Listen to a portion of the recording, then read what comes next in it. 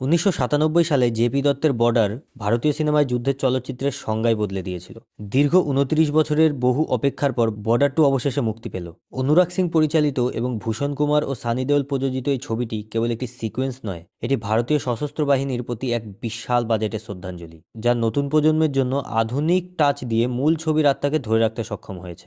মূল ছবিটি লাঙ্গেওয়ালার যুদ্ধের উপর ভিত্তি করে হলেও বর্ডার 2 এর গল্প ভারতীয় সামরিক ইতিহাসের একটি ভিন্ন এবং সমপরিমাণ কঠিন অধ্যায়ের দিকে মোড় দিয়েছে। সিনেমার শুরুতে সানি দেওলকে একজন অভিজ্ঞ এবং উচ্চপদস্থ অফিসারের ভূমিকায় দেখা যায়, যিনি অতীত ও বর্তমানের মধ্যে একটি যোগসূত্র হিসেবে কাজ করেন। কাহিনীটি একটি নতুন ব্যাটালিয়নকে অনুসরণ করে, যাদের প্রতিকূল পরিস্থিতির মধ্যে একটি কৌশলগত পোস্ট রক্ষার দায়িত্ব দেওয়া হয়েছে। সানি দেওলের উপস্থিতি ছবিতে একটি গাম্ভীর্য এবং নস্টালজিক আমেজ দিলেও এই ছবির আসল চমক কিন্তু দিলজিৎ দোসান।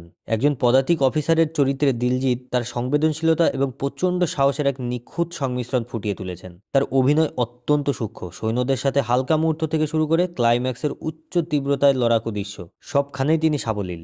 বাড়ির জন্য মন কেমন করা একজন সৈন্য যে দেশের জন্য সবকিছু বিসর্জন দিতে প্রস্তুত। দিলজিতের এই অ্যাক্টিং ছবিটির মূল আবেগ। ছবিটিতে বরুণ ধাওয়ান হাই এনার্জি যোগ করেছে।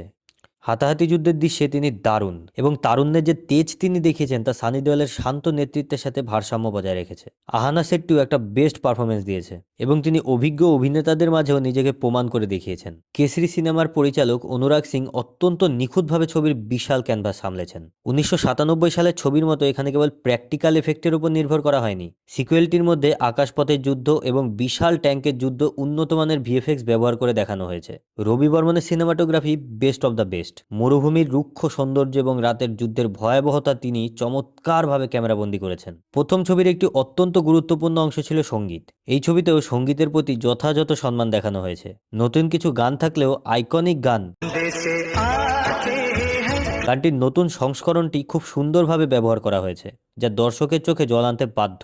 বর্ডার 2 এনার্জেটিক, গর্বিত এবং আপোষহীন দেশপ্রেমের চলচ্চিত্র, তবে এর মূল শক্তি নিহিত রয়েছে কিন্তু অভিনেতাদের অকৃত্রিম পারফরমেন্সে। প্রায় 3 ঘন্টার এই ছবিটি যথেষ্ট লম্বা, কিন্তু শেষ 1 ঘন্টা গতি এতটাই তীব্র যে আপনি সময়ের সাথে ভুলে যাবেন। ১৯৯৭ সালের বর্ডার যদি ব্যক্তিগত সৈন্যের সাহসিকতার গল্প হয়, তবে বর্ডার 2 হলো ভারতীয় সেনাবাহিনীর কৌশলগত বিবর্তনের গল্প, যেখানে মাটির সেই পরিচিত সুবাসটুকু অটুট রাখা হয়েছে। অ্যাকশন, ইমোশন আর দেশপ্রেম সব মিলিয়ে বর্ডার 2 হলো এবছরের সবচেয়ে বড় ধামাকা। যারা অ্যাকশন মুভি ভালোবাসেন তারা কিন্তু মিস করবেন না। 4/5 স্টার রেটিং কিন্তু মাস্ট। তো আর দেরি না করে এখনই টিকিট বুক করুন আর থিয়েটারে গিয়ে চিৎকার করে বলুন, হিন্দুস্তান জিন্দাবাদ।